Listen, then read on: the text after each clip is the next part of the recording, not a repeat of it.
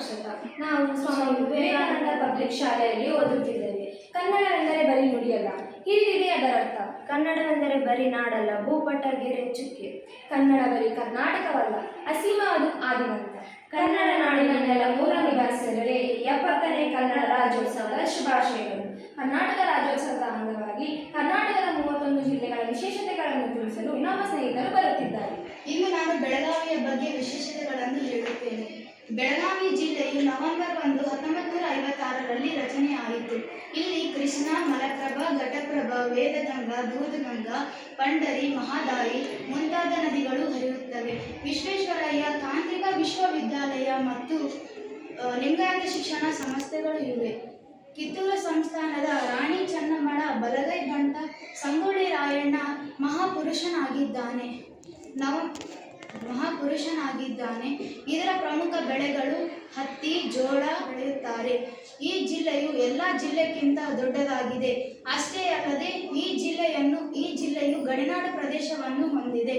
ಇಡಿಗಳಾದರೆ ಬದುಕಬೇಕು, ಬಿಡಿಗಳಾದರೆ ಸಾಯಬೇಕು ಎಂಬ ಒಗ್ಗಟ್ಟಿನ ಮಂತ್ರ ಹೇಳಿದ ವೀರ ಮಹಿಳೆ ಕಿತ್ತೂರಾಣಿ ಚೆನ್ನಮ್ಮನವರಿಗೆ ನಮ್ಮ ನಮನ. ಧನ್ಯವಾದಗಳು. ನಾವು ಬಾಗಲಕೋಟೆ ಜಿಲ್ಲೆಯ ವಿಶೇಷತೆ ಬಗ್ಗೆ ಹೇಳಲು ಬಯಸುತ್ತೇವೆ.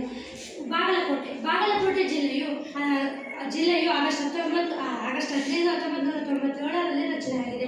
ಕರ್ನಾಟಕದ ಉತ್ತರ ಭಾಗದಲ್ಲಿರುವ ಬಾಗಲಕೋಟೆ ಜಿಲ್ಲೆಯು ಚಾಲುಕ್ಯರ ವಾಸ್ತುಶಿಲ್ಪ ತೊಟ್ಟಿಲು ಎಂದು ಪ್ರಸಿದ್ಧವಾಗಿದೆ. ಐಹೊಳೆ, ಬಾದಾಮಿ, ಪಟ್ಟದಕಲ್ಲು ಮುಂತಾದ ವಿಶ್ವವಿಖ್ಯಾತ ಐತಿಹಾಸಿಕ ಸ್ಥಾನಗಳನ್ನು ಹೊಂದಿದೆ. ಇಲ್ಲಿ ಕೃಷ್ಣಾ, ಘಟಪ್ರಭಾ ಹಾಗೂ ಮಲಪ್ರಭಾ ನದಿಗಳು ಹರಿಯುತ್ತವೆ. ಇಲ್ಲಿನ ಪ್ರಮುಖ ಬೆಳೆ ಜೋಳ, ಹತ್ತಿ, ಕಬ್ಬು. ಪ್ರಸಿದ್ಧವಾದ ಶಕ್ತಿ ದೇವತೆ ಬನಶಂಕರಿ ದೇವಸ್ಥಾನವು ಬಾಗಲಕೋಟೆ ಜಿಲ್ಲೆಯ ಬಾದಾಮಿಯಲ್ಲಿ ಇದೆ. ಸಾಂಪ್ರದಾಯಿಕ ಇಳಕಲ್ ಸೀರೆಯು ಈ ಜಿಲ್ಲೆಯ ಪ್ರಮುಖ ಆಕರ್ಷಣೆಯಾಗಿದೆ. ಶಿವಯೋಗ ಮಂದಿರ, ಆಲ್ಮಟ್ಟಿ ಜಲಾಶಯ, ಅಬೂಬಕರ್ ದರ್ಗಾ ಇತರ ಪ್ರೇಕ್ಷಣೀಯ ಸ್ಥಳಗಳಾಗಿವೆ. ಧನ್ಯವಾದಗಳು. ಧಾರವಾಡ ಜಿಲ್ಲೆಯ ವಿಶೇಷತೆ ಬಗ್ಗೆ ಹೇಳುತ್ತಿದ್ದೇನೆ. ಧಾರವಾಡ ಕರ್ನಾಟಕ ರಾಜ್ಯದ ಪಶ್ಚಿಮ ಭಾಗದಲ್ಲಿರುವ ಒಂದು ನಗರ ಮತ್ತು ಜಿಲ್ಲಾ ಕೇಂದ್ರವಾಗಿದೆ. ಇದು ಹುಬ್ಬಳ್ಳಿಯೊಂದಿಗೆ ಬೆಸೆದುಕೊಂಡಿರುವ ಒಂದು ಮಹಾನಗರ ಪ್ರದೇಶವಾಗಿದೆ. ಧಾರವಾಡ ಶೈಕ್ಷಣಿಕ ಸಂಸ್ಥೆಗಳಿಗೆ ಹೆಸರುವಾಸಿಯಾಗಿದೆ. ಇಲ್ಲಿನ ನೆಚ್ಚಿನ ಸಿಹಿ ತಿಂಡಿ ಧಾರವಾಡ ಪೇಡ.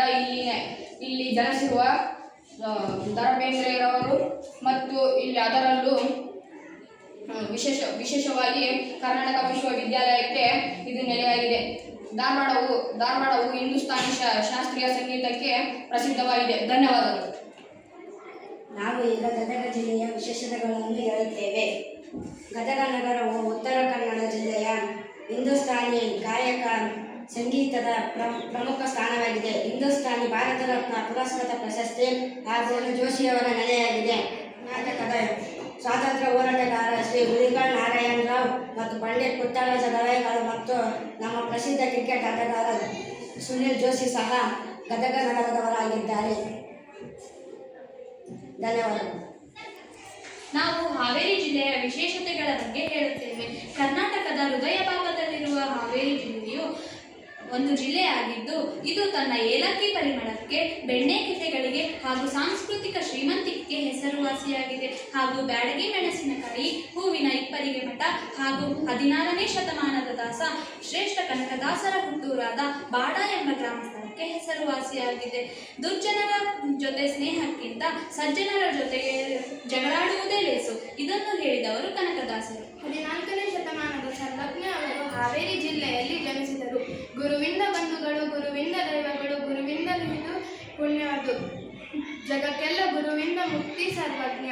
ಧನ್ಯವಾದಗಳು. ನಾನು ಈಗ ಉತ್ತರ ಕನ್ನಡ ಜಿಲ್ಲೆಯ ವಿಶೇಷತೆ ಬಗ್ಗೆ ಹೇಳುತ್ತೇನೆ.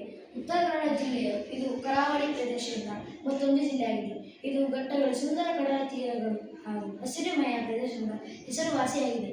ಈ ಜಿಲ್ಲೆಯು ಕೈಗ ನುಸ್ಕಾರವರಿಗೆ ಪ್ರಸಿದ್ಧವಾಗಿದೆ. ಅಲ್ಲದೆ ಇಲ್ಲಿ ಹೊಡಗು, ತಾಣವಿದ್ಯಾ ಹಾಗೂ ಮೂಡೇಶ್ವರ ದೇವಸ್ಥಾನವಿದೆ. ಈ ದೇವಸ್ಥಾನದ ವೈಶಿಷ್ಟ್ಯತೆ ಎಂದರೆ ವಿಶ್ವದ ಅತಿ ಎತ್ತರದ ಶಿವನ ವಿಗ್ರಹ ಹೊಂದಿದೆ. ಇಲ್ಲಿ ಇಡಗುಂಜಿ ಮಹಾಗಣಪತಿ ದೇವಾಲಯವಿದೆ. ಧನ್ಯವಾದಗಳು. ನಾನು ಈಗ ವಿಜಯಪುರ ಜಿಲ್ಲೆಯ ವಿಶೇಷತೆ ಬಗ್ಗೆ ಹೇಳುತ್ತೇನೆ.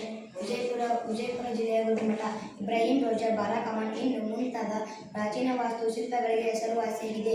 ವಿಜಯಪುರವನ್ನು ಗುಮ್ಮಟನಗಿರಿ ಎಂದು ಕರೆಯುತ್ತಾರೆ. ಇಲ್ಲಿಯ ಪ್ರಮುಖ ಬೆಳೆ ದ್ರಾಕ್ಷಿ ಮತ್ತು ಜೋಳ. ವಿಶ್ವಜ್ಯೋತಿ ಎಂದು ಪ್ರಸಿದ್ಧರಾದ ಬಸವಣ್ಣವರು ಹುಟ್ಟಿದ ಪುಣ್ಯಭೂಮಿ ಇದಾಗಿದೆ. ಧನ್ಯವಾದ.